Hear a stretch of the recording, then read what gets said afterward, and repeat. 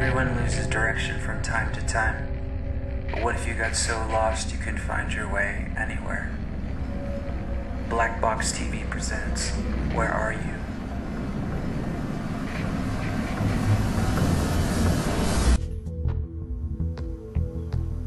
Iraq actually is a perfect example of the way the whole system works. So we economic hitmen are the first line of defense. We go in and we try to corrupt governments and get them to accept these huge loans, which we then use as leverage to basically own them.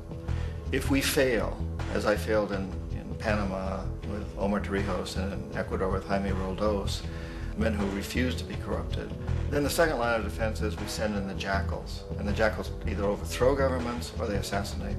And once that happens and a new government comes in, and boy, it's going to toe the line because the new president knows what will happen if he doesn't.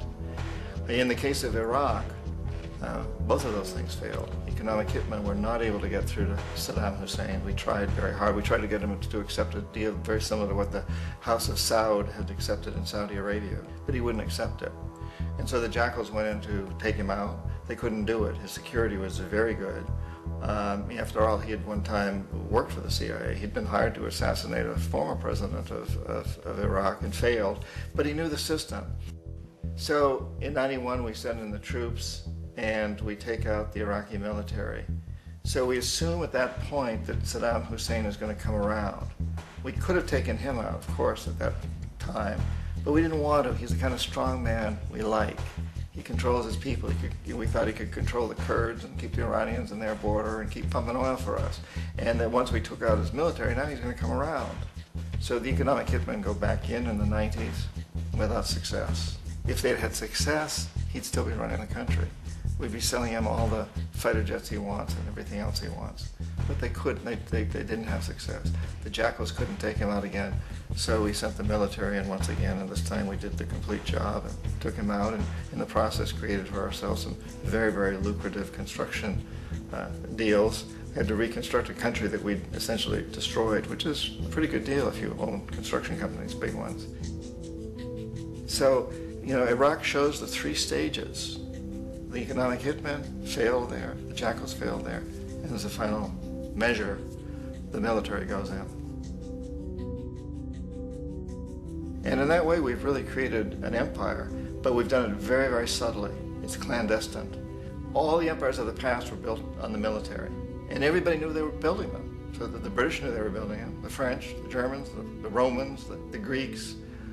And they were proud of it, and they always had some excuse like spreading civilization, spreading some religion, something like that. But they knew they were doing it. We don't. The majority of the people in the United States have no idea that we're living off the benefits of a clandestine empire, that today there's more slavery in the world than ever before. And then you have to ask yourself, well, if it's an empire, then who's the emperor? Obviously, our presidents of the United States are not emperors. An emperor is someone who's not elected, doesn't serve a limited term, and doesn't report to anyone, essentially. So you can't classify our presidents that way. But we do have what I consider to be the equivalent of the emperor, and it's what I call the corporatocracy. The corporatocracy is this group of individuals who run our biggest corporations, and they really act as the emperor of this empire.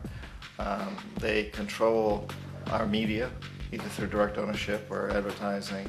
They control most of our politicians because they finance their campaigns, either through their corporations or through personal contributions that come out of the corporations. They're not elected, they don't serve a limited term, they don't report to anybody.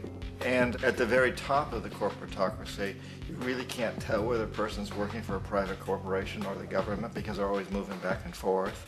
So, you know, you've got a guy who one moment is the president of a big construction company like Halliburton, and the next moment he's vice president of the United States, or the president who is in the oil business. And this is true whether you've got Democrats or Republicans in the office. You have them moving back and forth through the revolving door. And in a way, our government is invisible a lot of the time, and its policies are carried out by our corporations on one level or another. And then again, the policies of the government are basically forged by the corporatocracy and then presented to the government. They become government policy. So it's an incredibly cozy relationship.